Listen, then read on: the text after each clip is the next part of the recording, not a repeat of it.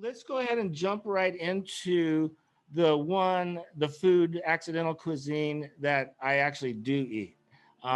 And it's French toast.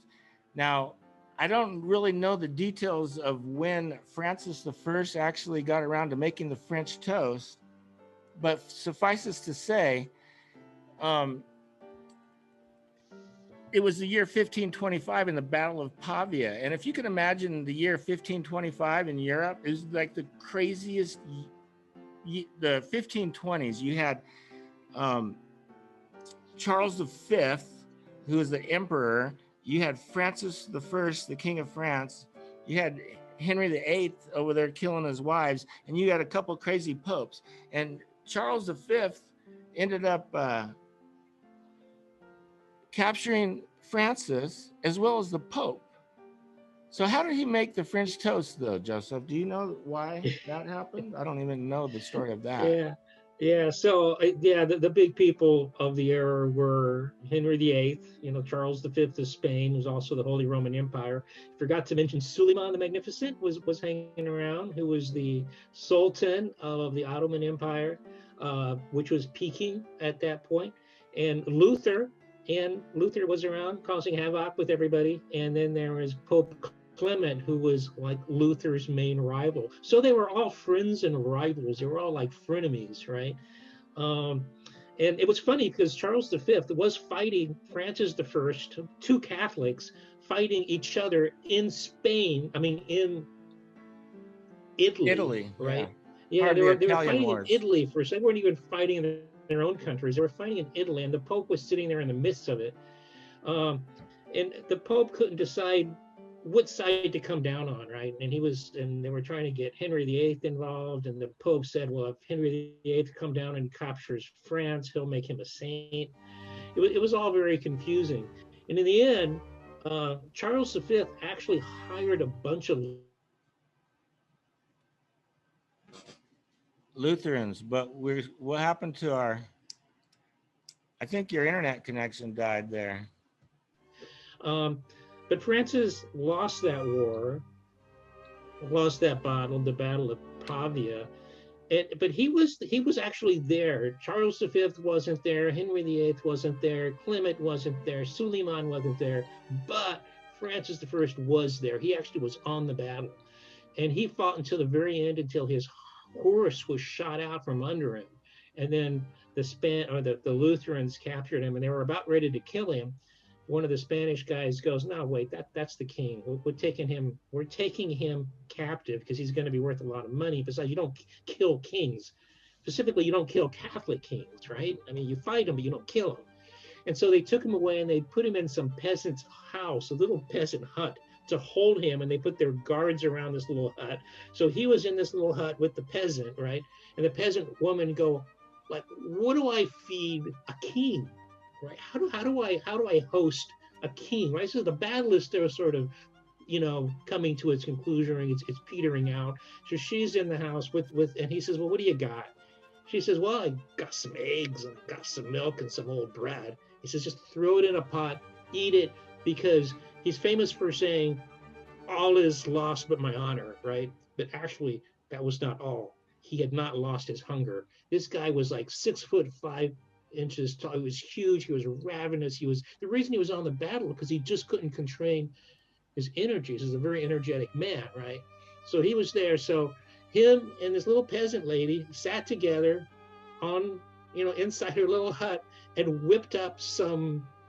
Of course, the French don't call it French toast, right? I mean, that's what we call it. They have some French name for it that you can, when you do the live cooking episode, you can explain more of that. But that it was like basically more of a soup. It was like soggy bread with eggs and milk, right? And then, but when it got translated over later, it just became what we call French toast. So that's the story. I'm just sticking with it. After that, they did, after the battle was over, they did come and take him away from the. He didn't have to stay in the little peasant's house forever. They came and put him in a really nice prison in Spain, where they treated him like royalty, and he stayed there till his mom actually came and ransomed him, and they ransomed him by his own kids. So his two kids came over and lived in a jail in Spain, and he got to go free. And as soon as he got free, he started the war again. But he always ate French toast after that. I wonder if he invited that peasant to the castle when he got. I suppose not. That's the story. Well, that's a good story, I guess. But Francis should have been known for something more than French toast, because he was a really cool dude. One of the part of the story I like is that when he was in prison, the good prison, in Spain, Charles V went and visited them, and they would just like go for strolls together, like they're buddies, Arm in arm. arm in arm. Yeah, everybody was really, the guys were really, they loved each other. Okay. But his sons never forgave him, and his sons, even when they got out, never spoke French again. I mean, they were going, you better hostage my ass, or Yeah, that was great. Let me free, but keep my sons, because I've got this whole French toast thing going, and it's going to be big. All right, I'm going to franchise. Is there He's anything going to else need you it, because he had to spend a lot of money to get out of jail, and he didn't get out of jail free. So if he had thought about it, he could start up a French toast franchise, and he could have paid for his ransom. Right, that's what I'm saying. All right, is there anything else that we want to say about French toast? Well, we did do another podcast on Francis. Oh yeah, you know what? We'll put the link of Francis. Watch that video, because it was pretty good. Yeah, because the whole thing, that was one period of the early 1500s when all of Europe was ruled by teenagers. It was funny, right? It's like. Thank you so much, David and Joseph, for explaining a little bit about French toast and the Battle of Pavia. So now it's my turn to show you how to make some traditional French toast. But no, we are not going to be making the bread soup kind of dish that Francis invented. We're going to be doing the recipe more so as we know it today, because I don't want salmonella. So let's get started. So as Joseph explained, this dish is like a nasty bread kind of soup, and so that is why I'm using a thicker bread, challah bread, because that will, absorb the egg better, and it will kind of have this nice fluffy taste.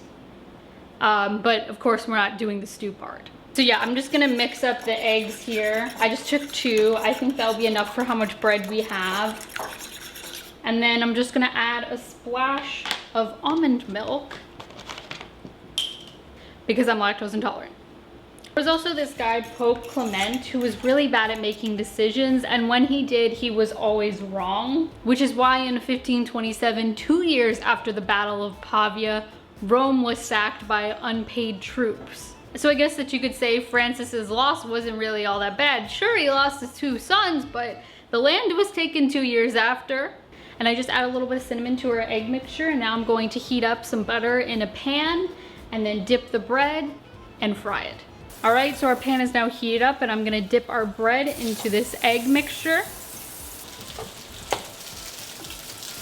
Giving up your first 2 sons sounds pretty medieval. I mean, this is the 1500s. All right, so we have our French toast here, and let's give it a taste. I actually didn't have maple syrup, so I just did it with honey, which I don't know if that's more accurate or less accurate. I mean, we'll find out. Cheers. Yeah, it's good. It's French toast. I mean, but I'm kind of wondering how the bread stew soup French toast would taste. Would it taste like super eggy or like meaty? I just feel like the bread would be so nasty. Anyways, I'm gonna finish this and pass it back off to Joseph and David to talk about mud chicken.